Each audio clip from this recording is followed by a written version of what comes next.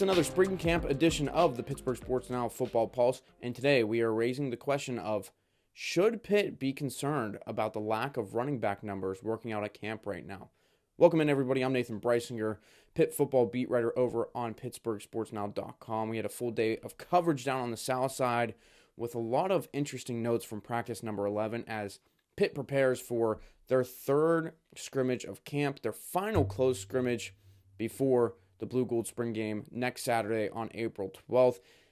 The upcoming scrimmage will be moved, Pat Narduzzi noted, from Saturday to Friday due to some potential inclement weather coming into the area in Pittsburgh. So it'll be a Friday Night Lights edition of that Pitt scrimmage on Friday. Now, we're going to talk about the running backs this episode, but before we get into that, have a couple of notes just from practice today, some things that Narduzzi said that really piqued our interest. And speaking of Pete, Chris Peak of PantherLayer.com over on 24/7 Sports rose the question about, is there going to be any indication on Pitt hiring a general manager? That's become a trend and a theme across college football, these programs hiring general managers to help with financials, help with overall roster construction, and everything in between NIL, the upcoming house settlement dealing with revenue distribution amongst players paid specifically from the university.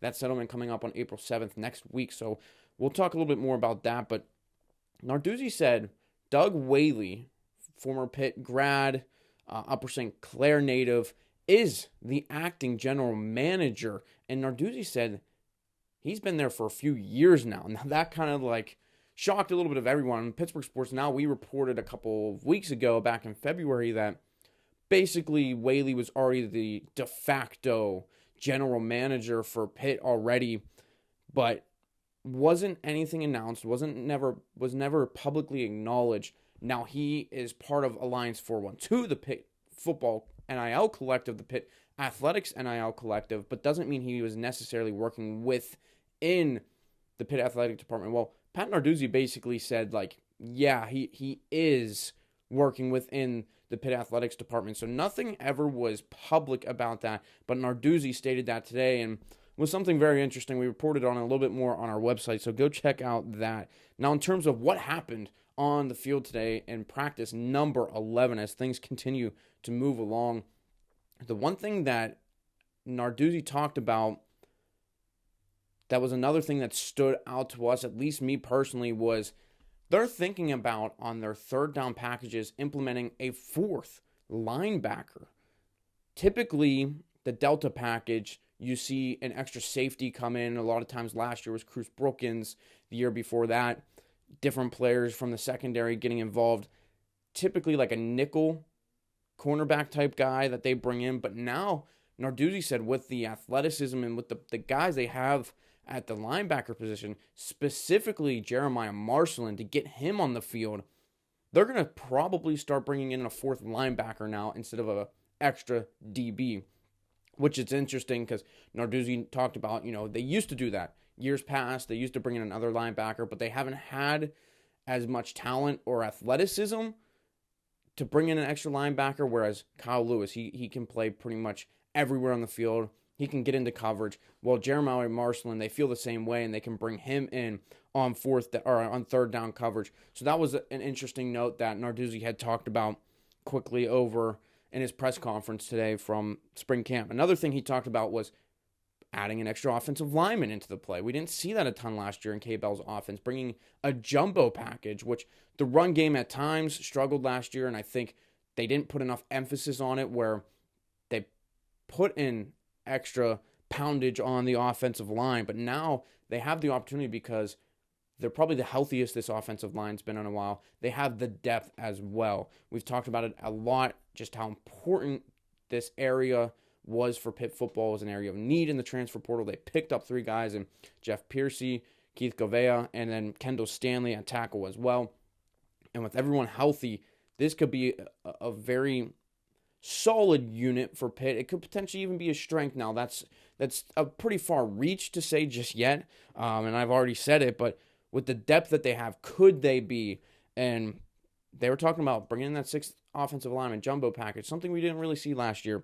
So that was another thing that was intriguing from the press conference today from Pat Narduzzi. A lot more over on our Pitt Camp Notes story on our website, along with, you can check out Pat Narduzzi's press conference on our YouTube page here at PittsburghSportsNow.com.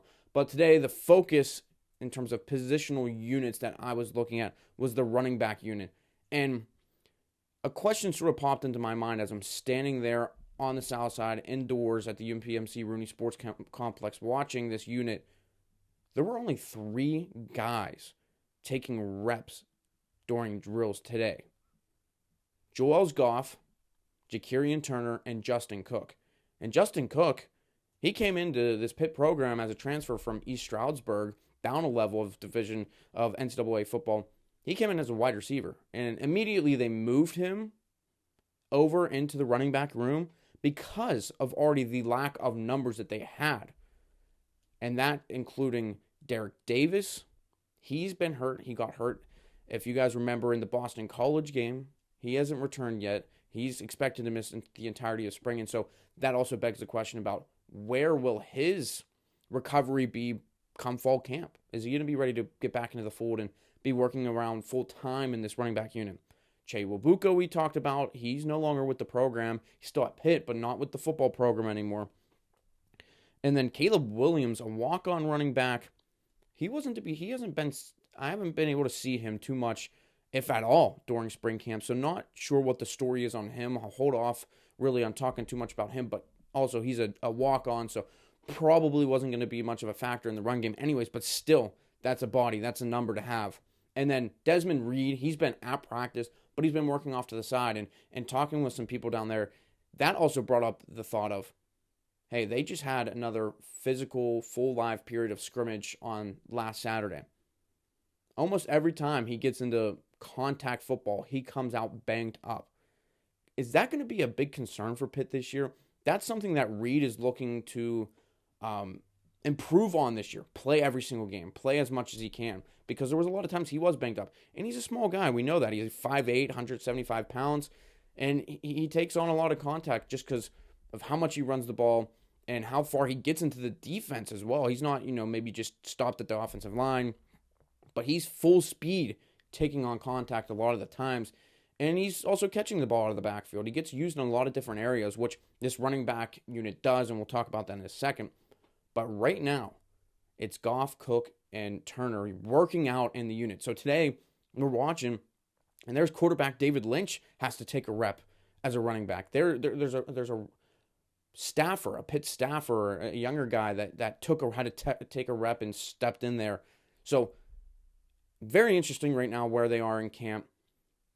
Pat Narduzzi has talked about, okay, we're a little bit healthier than we usually are in spring, but the running back unit, not as much, with Davis out, with Desmond Reed banged up. Now, in the summer, they will bring in 2 more freshmen coming into this unit, Saquon Smith and then Jalen Brown. Brown, the former Louisville commit that decommitted and then joined Pitt, pretty much a late addition on early National Signing Day. But right now, it's Goff, Turner, and Cook. Now, there's some talent in there, and the big thing to know about this running back unit as a whole is they're going to be used to run the ball and to catch the ball out of the backfield. All 3 plus Reed can do that.